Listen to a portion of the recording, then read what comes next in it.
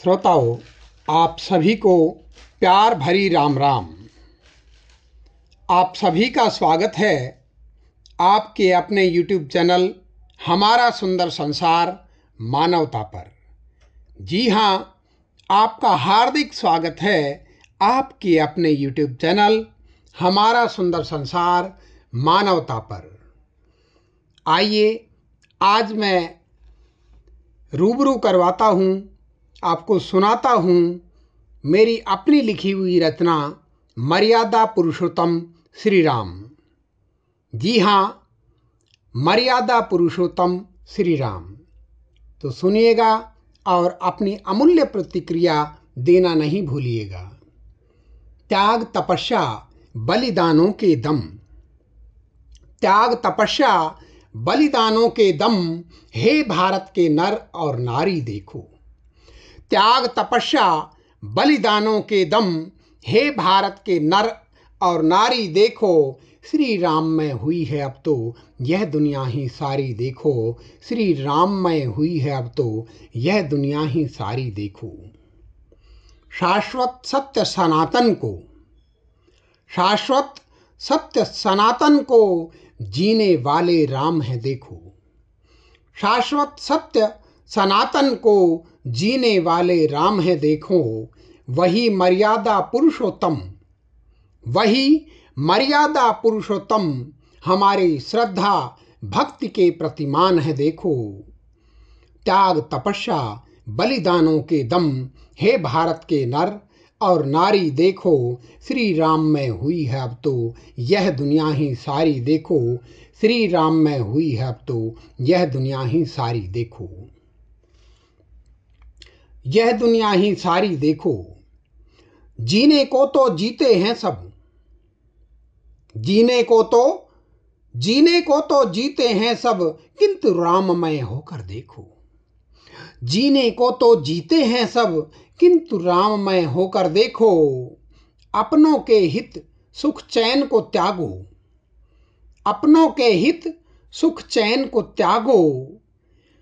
विपदा को गले लगाकर देखो।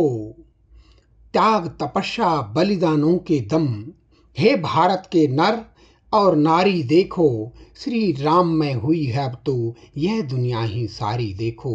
यह दुनिया ही सारी देखो। रामायण है अद्भुत लीला, रामायण है अद्भुत लीला, भक्ति प्रेममय सरस सलीला। रामायण है अद्भुत लीला, भक्ति प्रेममय सरस सलीला। आदर्श स्थापित करने को, आदर्श स्थापित करने को क्या कष्ट नहीं झेला है देखो। त्याग तपस्या बलिदानों के दम, हे भारत के नर और नारी देखो। श्री राम में हुई है अब तो यह दुनिया ही सारी देखो। श्री राम में हुई है अब तो यह दुनिया ही सारी देखो। मेरे रोम रोम में रमे हुए, मेरे रोम रोम में रमे हुए ये मेरी सांसों में राम झनकार है देखो। मेरे रोम रोम में रमे हुए ये, मेरे रोम रोम में रमे हुए ये मेरी सांसों में राम झनकार है देखो। मेरे राम की इस दुनिया में, मेरे राम की इस दुनिया में छाई हुई जय जयकार है देखो। त्याग तपस्या बलिदानों के दम, हे भारत के नर और नारी देखो। श्री राम में हुई है अब तो यह दुनिया ही सारी देखो। श्री राम में हुई है अब तो यह दुनिया ही सारी देखो। राम लखन और भरत शत्रुघ्न, राम लखन और भरत शत्रुघ्न निज दायित्व निभाने को तत्पर, निज दायित्व निभाने को तत्पर। उनके समर्पण भाव को देखो। त्याग तपस्या बलिदानों के दम, हे भारत के नर और नारी देखो। श्री राम में हुई है अब तो यह दुनिया ही सारी देखो। श्री राम में हुई है अब तो यह दुनिया ही सारी देखो। यह दुनिया ही सारी देखो। यह दुनिया ही सारी देखो। श्रोताओं, आशा करता हूँ आप पहले की भांति निरंतर आपके अपने YouTube चैनल हमारा सुंदर संसार मानवता पर बने रहेंगे और अपनी अमूल्य प्रतिक्रिया देना नहीं भूलेंगे। निरंतर आप हौसला अफजाई करते रहते हैं। आप सभी से प्रेरणा पाकर, आप सभी से रोशनी पाकर मैं इस जीवन पथ में आगे बढ़ता रहता हूँ। पुनः आप सभी को हृदय से बहुत बहुत आभार। जय श्री राम। नमस्कार।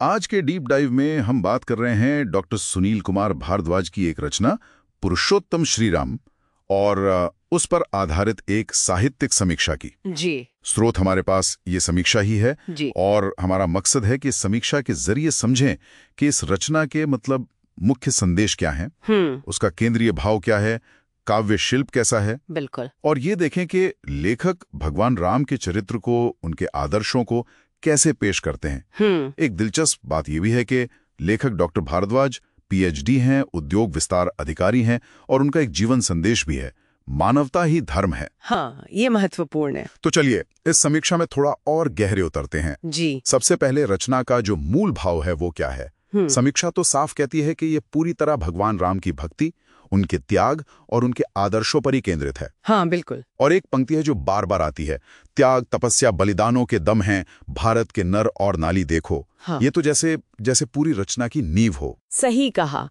और समीक्षा के हिसाब से लेखक का उद्देश्य सिर्फ तारीफ करना नहीं है। अच्छा। हाँ, बल्कि लोगों को प्रेरित करना है कि वो राम जैसा जीवन जिए, मतलब एक राममय जीवन, उनके आदर्शों को अपनाए। प्रेरणा देना। बिल्कुल। और ये जो 3 शब्द है ना, त्याग, तपस्या, बलिदान, समीक्षा कहती है कि ये सिर्फ राम के जीवन की कहानी नहीं है। ये तो पढ़ने वाले के लिए एक सीधी पुकार है, एक आह्वान है। जैसे वो लाइन है, अपनों के हित सुख चौन को त्यागो, विपदा को गले लगा कर देखो। सीधे कर्म करने की बात। हाँ, बिल्कुल। ये सिर्फ महसूस करने की नहीं, कुछ करने की प्रेरणा है। और समीक्षा ये भी बताती है कि कवि खुद भी राम के प्रति कितनी गहरी भक्ति रखते हैं। वो लिखते हैं, मेरे रोम रोम में रमे हुए ये मेरी सांसों में राम झनकार है देखो। वाह।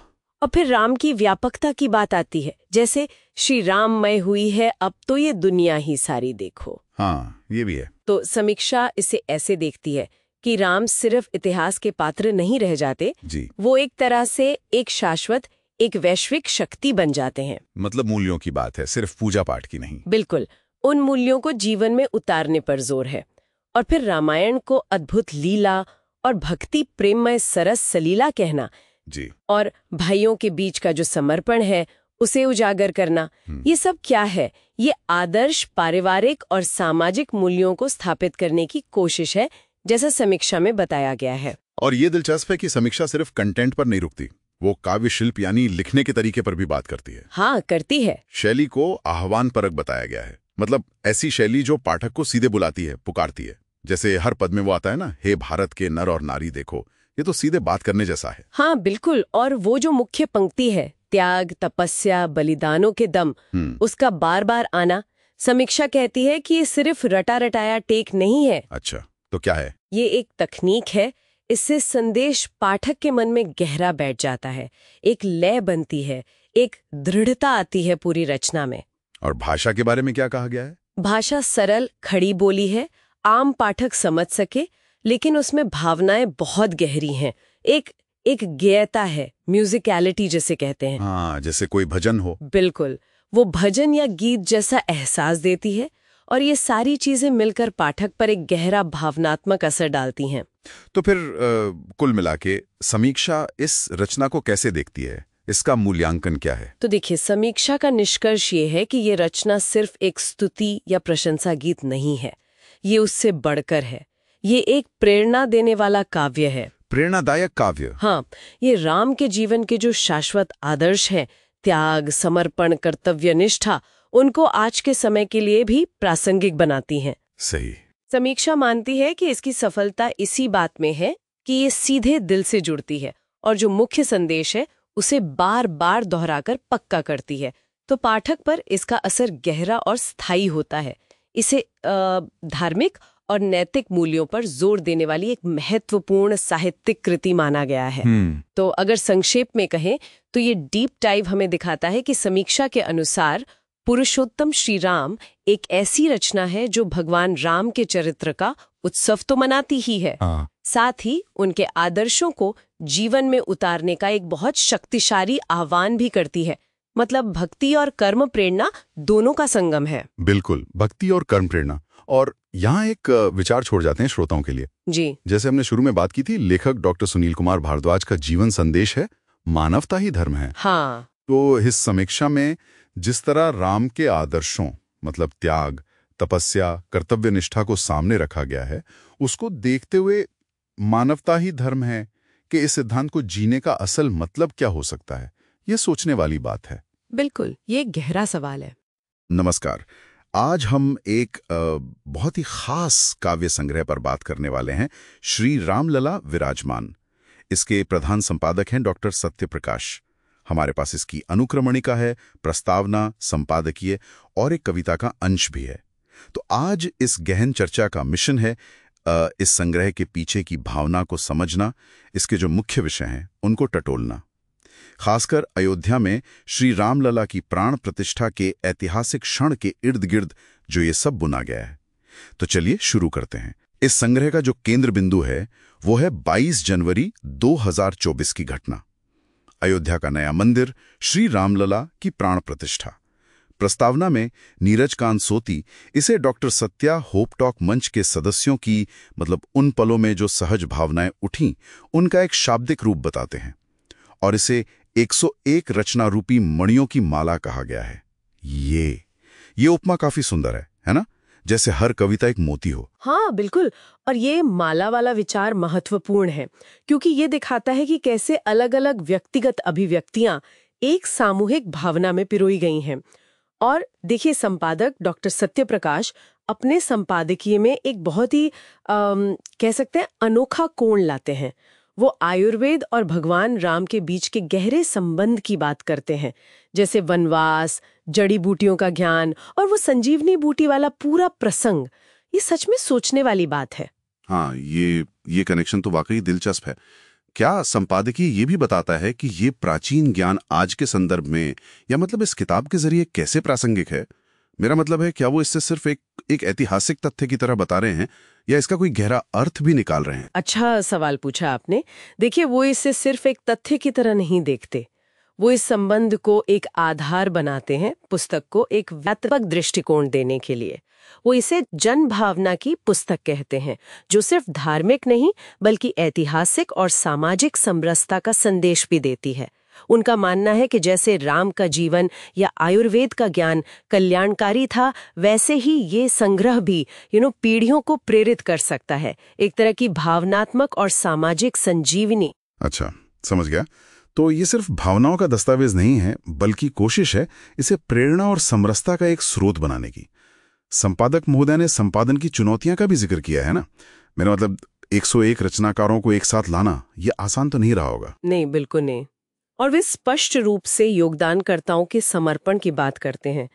सह रचनाकार तस्लीम फातिमा और सह संपादक सुषमा नैयर के विशेष प्रयासों की सराहना भी करते हैं। और ये जानना भी महत्वपूर्ण है कि डॉक्टर सत्या होप टॉक संस्था, जिसके तहत ये काम हुआ, वो साहित्य के जरिए व्यक्तित्व विकास और नैतिक मूल्यों को बढ़ावा देने का काम कर रही हैं। तो ये संग्रह एक तरह से उनके व्यापक मिशन का ही एक हिस्सा लगता है। हाँ, और ये विविधता तो अनुक्रमणिका में साफ दिखती है। डॉक्टर मीरा भारती, विष्णुभूषण त्रिवेदी, तस्लीम फातिमा, डॉक्टर सुनील कुमार भारद्वाज, पूरे 101 नाम। ये अपने आप में एक कहानी कहता है। और शीर्षक भी देखिए कितने अलग अलग हैं। बिल्कुल। प्रेरणा अवतार, रामलला विराजमान, मैं जानकी, यहाँ तक कि राम कौन है। ये दिखाता है कि इस एक घटना ने कितने अलग अलग विचारों और भावनाओं को जन्म दिया। सही कहा। ये नामों और शीर्षकों की जो विविधता है ना, यही इस संग्रह को बहुआयामी बनाती है। ये किसी एक दृष्टिकोण तक सीमित नहीं है। ये दिखाता है कि राम और प्राण प्रतिष्ठा का विषय कितने अलग अलग व्यक्तिगत अनुभवों और दार्शनिक प्रश्नों से भी जुड़ा है। चलिए एक उदाहरण को थोड़ा और करीब से देखते हैं। डॉक्टर सुनील कुमार भारद्वाज की कविता है पुरुषोत्तम श्री राम। इसमें त्याग, तपस्या, बलिदान जैसे मूल्यों की बात की गई है। राम को शाश्वत सत्य और सनातन का प्रतीक बताया गया है। क्या ये कविता संग्रह के उन बड़े लक्ष्यों से जुड़ती है, जैसे सामाजिक समरसता या आदर्श स्थापना की बात जो आप कह रही थी? हाँ, बिल्कुल जुड़ती है। देखिए, जब कविता राम को आदर्श स्थापित करने वाला कहती है, सनातन का प्रतीक बताती है और भाइयों राम, लखन, भरत, शत्रुघ्न के समर्पण का उदाहरण देती है, तो ये सीधे तौर पर उन मूल्यों की बात कर रही हैं जिन्हें संपादक ने भी रेखांकित किया है। कविता का जो सार है, राममय होकर जीना, वो केवल भक्ति तक सीमित नहीं है। वो एक तरह से उन आदर्शों को अपनाने का आह्वान है जो सामाजिक ताने बाने को मजबूत कर सकते हैं, जैसा कि संपादक की मंशा लगती है। तो कुल मिलाकर ये संग्रह सिर्फ उस दिन क्या हुआ उसका वर्णन भर नहीं है। ये उस क्षण से जुड़ी जो भावनाएं हैं, जो आदर्श हैं, और जैसा आपने कहा सामाजिक समरसता की जो उम्मीदें हैं, उनका एक आईना है। ये दिखाता है कि अलग अलग पृष्ठभूमि के रचनाकारों ने उस पल को कैसे महसूस किया और उसे शब्दों में कैसे ढाला। एकदम सही। यह उस जन भावना का साहित्यिक प्रतिबिंब है जिसका जिक्र संपादकीय में मिलता है। यह एक ऐतिहासिक घटना के भावनात्मक और वैचारिक इकोसिस्टम को समझने का एक जरिया है। तो इसका सार क्या निकला? श्री रामलला विराजमान एक महत्वपूर्ण सांस्कृतिक क्षण को कविता के जरिए सहेजने का एक सामूहिक प्रयास है। इसमें व्यक्तिगत श्रद्धा से लेकर सामाजिक आदर्शों तक भावनाओं और विचारों की कई परतें हैं। ये उस समय की नब्ज को पकड़ने की कोशिश है, कह सकते हैं। और हाँ, ये हमें सोचने के लिए एक दिलचस्प सवाल भी देता है। श्रोताओं के मन में विचार के लिए एक बात छोड़ते हैं। जब किसी बड़ी राष्ट्रीय या सांस्कृतिक घटना के तुरंत बाद इस तरह की सामूहिक रचनात्मक अभिव्यक्तियां सामने आती हैं, तो वे भविष्य में उस घटना की जो ऐतिहासिक समझ है और उसकी जो सांस्कृतिक स्मृति है, उसे किस तरह से प्रभावित करती हैं, या शायद उसे एक नया आकार देती हैं। नमस्कार, आज का ये डीप ड्राइव है डॉक्टर सुनील कुमार भारद्वाज की एक रचना पर, पुरुषोत्तम श्री राम। हाँ। हमारे पास स्रोत के तौर पर तो ये कविता ही है, और कवि का एक छोटा सा परिचय भी। डॉक्टर भारद्वाज महेंद्रगढ़ से हैं, पीएचडी हैं और अभी उद्योग विस्तार अधिकारी के पद पर हैं। अच्छा। उनका जीवन संदेश है मानवता ही धर्म है। तो आज का हमारा मिशन है, मतलब कोशिश है, कि इस कविता के मूल भाव को पकड़ें। श्री राम के कौन से आदर्श है और कवि के हिसाब से उनकी आज क्या प्रासंगिकता है। सही। तो चलिए देखते हैं इसमें क्या खास है। इसमें आते ही जो पहली नजर में जो बात पकड़ में आती है, हाँ। वो है त्याग, तपस्या और बलिदान पर जोर। कविता इन्हें श्री राम के चरित्र का, कह सकते हैं कि आधार मानती है। हाँ, बिल्कुल। और ये पंक्तियां तो जैसे पूरी कविता का क्या कहते हैं उसको, ध्रुव। हाँ, ध्रुव है। त्याग, तपस्या, बलिदानों के दम है भारत के नर और नारी, देखो श्री राम मई हुई है अब तो ये दुनिया ही सारी, देखो। हाँ, बिल्कुल। तो क्या यही कविता का केंद्रीय विचार है? आपको क्या लगता है? मुझे तो बिल्कुल यही लगता है, और ये सिर्फ देखने या मानने की बात नहीं है। अच्छा। कवि इसे जीने का तरीका बनाने को कह रहे हैं। जैसे वो लिखते हैं ना, जीने को तो जीते हैं सब, किंतु राममय होकर देखो, अपनों के हित सुख चैन को त्यागो, विपदा को गले लगाकर देखो। तो ये साफ तौर पर एक तरह का आह्वान है कि इन मूल्यों को अपने जीवन में उतारो, भले ही मुश्किलें आए। अच्छा, तो ये जो विचार है कि दुनिया श्री राममय हो गई है, ये सिर्फ एक भक्ति की भावना है या फिर कवि इसके जरिए कुछ और कहना चाह रहे हैं? इसका मतलब क्या हुआ फिर असल में? मेरे ख्याल से ये सिर्फ भावना से तो बढ़कर है। कविता में श्री राम को श्रद्धा और भक्ति का प्रतिमान माना गया है। प्रतिमान यानी एक स्टैंडर्ड जैसा। हाँ, बिल्कुल। एक स्टैंडर्ड, एक कसौटी। कवि को लगता है कि राम की उपस्थिति हर जगह है, हर चीज में है। वो लिखते भी हैं, मेरे रोम रोम में रमे हुए ये मेरी सांसों में राम झंकार है, देखो। रामायण का भी जिक्र है इसमें। उसे अद्भुत लीला और भक्ति प्रेममय सरस सलीला कहा है। हाँ, मतलब भक्ति और प्रेम से भरी एक सहज सुंदर धारा जैसी। और साथ में ये भी कहा कि ये आदर्श स्थापित करने में बहुत कष्ट उठाए गए। हाँ, और ये जो कष्ट वाली बात है ना, ये अहम है। क्यों? क्योंकि ये दिखाता है कि ये सिर्फ आदर्शों की मीठी बातें नहीं है। कविता ये साफ करती है कि ऊंचे आदर्शों को स्थापित करने और उन्हें निभाने का रास्ता आसान नहीं होता। उसमें त्याग लगता है, पीड़ा शामिल होती है। श्री राम का जीवन खुद ही इसका उदाहरण है कि महानता की एक कीमत होती है जो चुकानी पड़ती है। मैंने जब ये पंक्तियां पढ़ी, राम, लखन और भरत शत्रुघ्न भाइयों की प्रतिबद्धता को देखो, निज दायित्व निभाने को तत्पर, उनके समर्पण भाव को देखो, हाँ। तो मैं सोच रही थी कि भाईचारे और कर्तव्य पे इतना जोर क्यों दिया गया है? ये एक अच्छा सवाल है। मेरे ख्याल से ये पहलू ये दिखाता है कि राम के आदर्श सिर्फ व्यक्तिगत नहीं है, अच्छा। वो पारिवारिक भी हैं, सामाजिक भी हैं। कर्तव्य निष्ठा मतलब निज दायित्व, और समर्पण यानी समर्पण भाव, ये वो चीजें हैं जो रिश्तों को, समाज को जोड़कर रखती हैं। एक गोंद की तरह। हाँ, कह सकते हैं। तो कविता शायद इसी मजबूत बंधन और जिम्मेदारी के एहसास को बहुत महत्वपूर्ण मानती है। तो अगर हम सब कुछ समेटें तो इस कविता से मुख्य बातें क्या निकल कर आती हैं? मुझे लग रहा है कि श्री राम त्याग, तपस्या, कर्तव्य और समर्पण के प्रतीक हैं। बिल्कुल। और ये कविता हमें न सिर्फ इन गुणों को देखने बल्कि शायद अपनाने के लिए भी प्रेरित करती है। सही कहा आपने। और अगर हम इसे थोड़ा और बड़े कैनवस पर देखें तो ये कविता भक्ति की भाषा में उन शाश्वत मूल्यों की बात करती है जिन्हें कवि आज भी उतना ही प्रासंगिक मानते हैं। ये एक तरह से उन बुनियादी आदर्शों की ओर लौटने का निमंत्रण है जिन्हें हम शायद भागदौड़ में भूल जाते हैं। तो यहाँ एक विचार छोड़ जाते हैं श्रोताओं के लिए सोचने के लिए। कविता बार बार कहती है दुनिया को श्री राममय देखो। हाँ। तो भक्ति और श्रद्धा से अलग हटकर अगर हम आज की इस उलझी हुई दुनिया के हर पहलू में, अपने निजी जीवन में, समाज में, दफ्तर में, अपने काम में त्याग, कर्तव्य और समर्पण जैसे आदर्शों को सच में ढूंढने की कोशिश करें या उन्हें लागू करने की कोशिश करें, तो इसका असल मतलब क्या होगा और ये दिखेगा कैसा? सोचने वाली बात है।